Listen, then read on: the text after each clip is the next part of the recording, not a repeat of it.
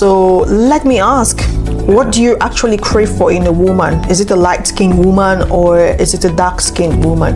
Because I will not tell you a lie. My brothers, African brothers who are G-men, who have actually built the mass, who are actually looking chiseled, they would normally, I've seen 99% of them go for the European ladies, the white man ladies, as we usually call it. 99% would never want to mingle with the African ladies. Why do you think that's happening? This is a hard one. I really need to know, because probably I'm speaking from you, because maybe your girlfriend is white. Because the way your eyes were doing, it seems like your girlfriend is white. You need to.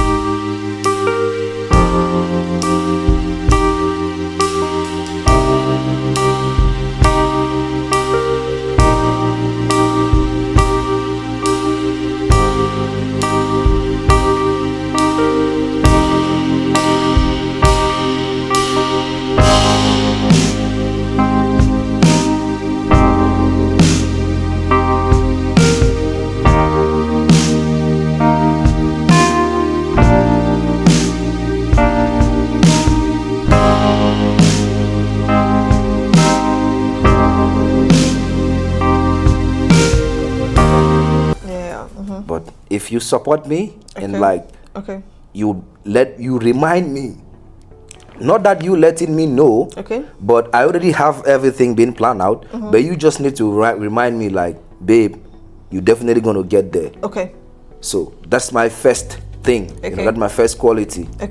Like, just keep reminding me, like, if I say I'm tired, you're going to be like, keep going. All right. Okay, so you said the qualities that she put through to you, the 100%. The motivation. It was being respectful, and 2, supporting your dreams. All right. Okay, so let's get to the BBL and this natural ladies, because the streets are dark. The streets are full with the Brazilian butt lift. So are you drawn to them in any way? Do you think those ladies are doing that to attract a certain kind of man, or do you think they are doing that to sell themselves in a very special way to attract high quality men? You know, like I will say it depends on the lady, because I'm not supporting it, or I'm not against it, but it depends on what you want to do. It's the same like if you're selling a bikini, then you need to be with the bikini. No, I mean like if you are maybe like you're a bikini ambassador. Or maybe you're selling bikini clothes, like you know. Bikini, Then you can post those pictures. It's fine. But if you're not in that field, and you snapping those pictures, and posting them, then that's a red flag. It means you don't know what you're doing. You're looking for attraction. So now it depends on the individual. So some people can do it. Maybe because they are athlete, or maybe because they are into modeling, or maybe because they are into some kind of things. So now it depends now on the person. All right. So what's your preference? Is it team natural or team BBL? But for me, team natural. That's what you guys will always say, team natural, team natural. Then when you see the BBL nyash, you start looking like you are going to die tomorrow. No, you see, but let's be honest. No, we're gonna be honest right now. Yes. But for me, that doesn't move me. I don't care about whether it's flat or something. What I care about is the mind. Most importantly, no, we don't want to chop now. You understand? So what's the essence of having the stuff extra and meat. The brain is empty? Some people will still go for it. Brain will not put food on your table. Definitely. But some people will still go for it. So some of our brothers, they don't care. Just nyash, have the nyash and let the nyash be nyashing, and we'll keep up going. There's more to nyash in life. You understand? No, before I used to have that kind of mindset. But later on, when I had to reconstruct my factory, you know, because I had to go into a mental reconstruction, body reconstruction and everything. I had to reconstruct everything about you, So I seen everything and I know everything, and I think that's not important, because at the end, you guys are still gonna end on the same area. Okay. At the tail end, she's gonna become a mother. At the tail end, you're still gonna be the one having issues. Definitely. So. Definitely. So you said your name is Bundes Simba. How did you come about that name? Is it your gym name? Yeah, you know, actually, because I decided to become a bodybuilder. Okay. Before, when I came back, I just needed to add some size and something. So I was just training like. So when I decided to become like, no, I want to become an athlete. Okay. I want to become an actor. So I needed to transform. Okay. And I needed something that's gonna motivate me.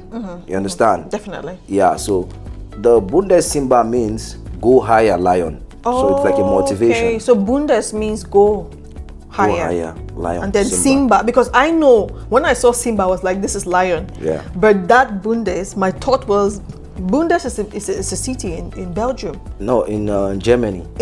Bundes is a city in Germany. You're right. You're right. Yeah. Bundes is a city in Germany. So when I was like, is it Germany city with a lion? Or I was going to ask. Yeah. No, it's two names. Yeah. Bundes Simba. Yeah. But I just put it like Bundes Simba. You know, like one. Go higher, lion. Yeah. You know, not like you go high, then lion. I just like, no, it's the same, yeah. Oh, okay. But you know, short, they just like Simba, like same like tattoo. So. All right. That's amazing.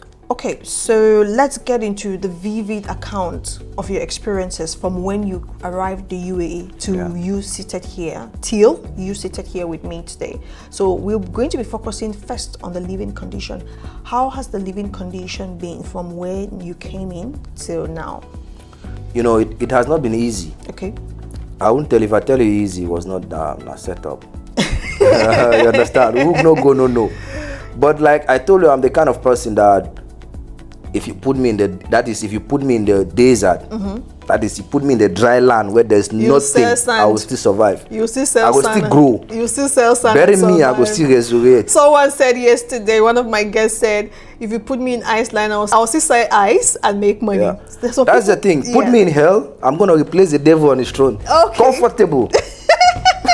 You understand? Okay. Yeah. Yeah. So what have been the living conditions so far? You know, at first, the living condition was, it was not so expensive. Okay. Because that time I was not really into my bodybuilding stuff and things. I was going to the gym, but you know, I was not really like, I didn't really know the basics of the reason going to the gym. Okay. You understand? So sometimes I'm going to go to the gym, come back, paratha tea, I'm good. Okay. I just want to feel the tummy. I was good, yeah. So that time, it was really, really... on a very basic level. Basic level, you know? Like, you can go with 1K a month. It's fine. Okay. Yeah, but right now, you know, the more you go high, the more things you're change, trying to build the muscle, and you have to be taking some supplements as well as having good food, and really good food means good money. Yeah, it's okay, so let's go to the housing, because this housing part, you know, someone said in the UAE, when you just come, you'll be a nomad until you have a very good, stable job, because you'll be moving from place to place. I don't know where you stayed before in the UAE, but if you stay around Abu Hill, if you've ever stayed around Abu Hill, living in those villas, in those best spaces, you know what happens there. The sub-leasing contractor will just do crazy. Yeah, they will take your money, you pay for house rent, and then the next minute there's no light in the villa. Yeah, and you have to start moving. So how has the housing been? It's like I stayed there, you know. Yeah. I stayed there, yeah. So shout out to my nigga Zaparo Montana. I stayed there, you know, when I cancelled my job. Okay. So I came. I was you know, it's my G, it's my dude. So there, you know, when I was in accommodation, it was a different scenario. Okay. You know, accommodation was boys things, like, you know. Yeah, then you just come one day off and boss brain go back. So when I was like, because I didn't you know, the job, and because I'm the kind of person I like to, so it was not, I had to cancel. So I was like, you know, I need to come, you know, get my Emirates and stuff. So I needed to be with him, and bro, it was like, it wasn't easy. You know, like changing is the same living condition, but now the environment, you know, when you used to with like boys things, and you came and it's like a mixed things, you know, like a murder situation. This one and like You know, it's the same living condition, but outside is mad. It's different, you know. You understand what I mean? You know. Yeah, I understand you perfectly. Okay, so let's go to the job hunt. You came, and did you get a job immediately? How was the job hunt like? It was really hard. Okay. Yeah, because when I came, I stayed for like my first 3 months finish. I didn't get a job. So the second 3 months finish. I got a job. Okay. But again, I had some issue. Okay. You know, I had some immigration issue. Very tough one. Okay. And they had to apply my visa. Okay. They had to reject the visa. Okay. So when I could check, there was like security check and no reason. Okay. So it was really like a pain in the ass. Okay. So they applied the visa like 3 times, and each application then was 1,300. Okay. You know. So times 3, that's 3,900 dirhams. Yeah. So, and that's on me. Okay. That's not on the company, because the company could not, like, you know, pay for it. Because they had to initially, they had to just pay one time. So then, so like when I went now, I met my HRO. This guy, very cool guy, chill guy, this guy from India. So I met him. I like, what's happening? He's like, he doesn't know. Okay. Now he took his car, drove me. We went to the immigration. Okay. And he said, sorry, he cannot enter the immigration. You go inside. Okay. So I went there inside, and got so kind. I met this lady. Okay. There was a lady, and because before I used to go, I used to meet the guys, and you know, they have their own way, yeah. Kind of stuff. So I met her, and she was like, you know what you're gonna do? Go do a police clearance. Okay. Yeah. Okay. So immediately when I did police clearance, immediately they applied a visa. Okay. It came out. Wow. So it seems, why she was saying so, she said it seems like there is somebody that we have the same surname, and maybe he had some issues. Oh. So they don't bother to check the other names. They're just looking at the surname. They just look at, like, you know, because, you know, for us, like, your names, the way your name appear in the passport is not the same way it appears here. So they start, you know, like they revert everything. So once they see the surname, like Harrison, like they don't even care what's beside. You know, like they get hundreds of applications every day. Okay. So they just like, so that was the reason, and they will say security check. No one will give you any details or anything. Okay. So she just advised me, like, that's what might, she didn't say that was what happened, but it was her suggestion that that's what might happen. Okay. So with the police clearance, it's gonna show that you were not here for the past 6 months, and you didn't, like, you know. Oh, okay. All right. So that's how I solved the issue. Okay. So after the job, what was the job designation? You know, basically I'm AutoCAD draftman. Okay. So when I went there, I was doing the job. Everything was good. Okay. And I discovered that I will not say like maybe the working condition or everything was perfect. Okay. But there's a time in life that you yourself will discover that this is your career, so this your thing need to wait. There is something more that you have. You understand? Yeah. Yeah, because I mind there was a day I came back from work, I took my salary, and like I was just telling my guys, I'm like, you guys are gonna watch me on the TV. Okay. And they were laughing at me. They are like, this one don't high finish. You understand? So I just discovered that for me, the 9 to 5 job, it's not for me. Okay. Yeah, there's more to life. All right. So how many employments have you had? That was only my one official employment. Okay. So you left being an AutoCAD, and then you went into? Then I had to come outside, you know, like become a freelance. Okay. And then I started working in the club as a bouncer. Okay. All right. So from there, from the bouncer work, what else are you doing right now? Like from bouncer, what else are you doing? Yeah, right now I'm into entertainment. Okay. I do music videos, acting, movies, and things like that. Are you a trainer? Do you train other people? Yeah, I train people. I have clients, you know. I train All right. Them. So in your number of years you've been here, how many visa change have you gone for? Yeah, let's say the first one I cancelled. Okay. And this one finished, and I just renewed now. So basically, it's just 2. Two. All right, that's impressive. All right, in your journey throughout, Were there days that you had to go without food or you were homeless? Several times now. Several times. Really? I just want you to give us a scene when you had to go without food. See, like this situation, you know, sometimes in life, like when I was still on a job hunt, that time we stay in Saja, we were living in Saja. Okay. So there was no food sometimes. You know, you go to, you know, have you taken tomatoes? Okay. Just only tomatoes. Tin tomatoes or fresh one? Fresh tomatoes. Okay. That water and that tomato is your oil.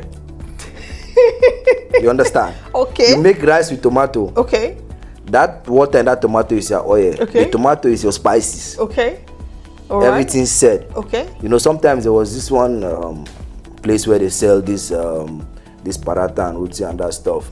So those guys are just like, you know, they don't say this guy hungry, they can't kill them. So they'll just gather all those particles, can't give. We'll just take mix and inside water. You eat pop now. Oh my days.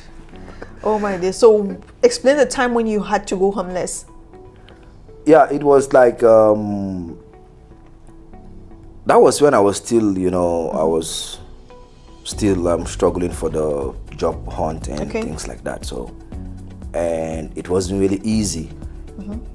But you know the way God works, the way God works. Sometimes when you said no, someone will be like, no. You understand? Like, person where it will help you is someone that you don't know. Definitely. Yeah. Yeah, definitely. That's true. Yeah, like one of my friend, the brothers, like he accommodated me that time. I never had a place to stay, you know. Okay. What happened? Is it that you could not afford for a place, or you didn't just have money, or what? There was no money. I said 2 months. My first 2 months, everything finished. Okay. I not give it. I not giving the one for parents. Nothing. Wow. You understand? Okay. Yes, nothing. You know this. We get this uncompleted building. Okay. Yes, you just put 2 stones. Just put your leg like this. Kill a monitor. Oh, okay. So when you were homeless, where was that? Yeah, that was my initial stage when I came. Yeah, where was that? Is it Dubai no, or in Sharjah? Al Nada? Yeah. Okay, because Sharjah is made up of like where the Africans stay. Yeah, like it's made Sharjah, up of made up of apartments. So how did you put your leg on the 2 stones? No, you know, like if you go towards this backward Mohabi. Okay. In another Sharjah. Okay. The backside. Okay. We have some construction work going on those sides, you know. Okay. So that's where you. When the construction workers when they leave, you know. You stay there. Yeah. Oh my God. So how long did that take? It didn't take long. For like 2 days, 2 3 days. 2 to 3 days that you had to spend. All right. So in your journey throughout, where have you lived in the United? Like where have you lived? I'm asking about, like, is it Abu Hail? Is it Sharjah? Is it Al Nada? Is it Rishadia? So how has been the move from place to place? Yeah, like, you know, like when I came, I was staying in Sharjah. Okay. So later when everything finished, I had accommodation issues. So my friend, elder brother, he accommodated me till I got a job, went to accommodation in another Sharjah. Wait, your friend's brother accommodated you in which area? In another Sharjah. Okay, another Sharjah. Then your company accommodation in which area? Was in DIP. Okay, that's far. Very, very far. Okay, then after that? Yeah, so after that, I moved. When I cancelled my job, I moved to Abu Hail. Okay. Yeah, where I was staying there with my homeboys. Okay. So then when I sorted things out, I moved now to Dubai. Oh, okay. Yeah, just close here, man. All right, Dubai. All right, Dubai is not, it's okay. But a lot of Indians there, you know. Yeah, a lot of Indians there. But that's Indian Republic. Yeah. Indian Republic in the United Arab Emirates, Dubai. Yeah, that's where they are. And but to tell you, someone told me, one of my guests said Dubai, because he's been here for 24 years. So he was like, Dubai was the heart of Dubai. Like that was the happening place in Dubai at that time. So you see the Bushman Center, it has been there for ages. Yeah. Okay, so how is the living standard in Dubai? Would you say it's expensive or it's just normal? It depends on you. Okay. Cut your code according to your size. Okay. Yeah. All right. The way your income is coming, cut your code according to your size. Okay. If your income does not permit you to take a partition, not take partition, best space there. If income does not permit you to take a room. Okay. You understand? Don't take a room. Don't take a room. Okay. Cut your coat according to your size. All right, so let's get to what makes, because I've had a lot of people sat down here with me and said UAE is expensive. So in your own opinion, what's expensive? What takes much more money in the UAE? Is it accommodation or is feeding? You know,